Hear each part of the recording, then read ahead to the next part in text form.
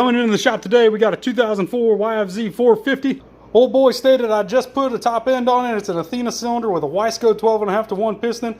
It's a stock bore, a little bit above stock compression, but now it won't start. I don't know. It's got fuel, it's got compression. I don't know what to do. I said, okay, I'll fix it.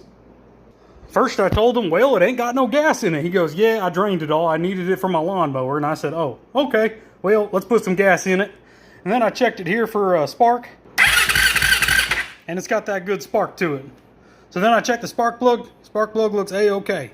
So I asked the old boy, how do you know it's getting fuel? And he said, well, I watched it go down this here clear tube, and I could see it all the way down to the carburetor. I said, that's it? And he goes, yeah, that's it. And I went, oh, okay.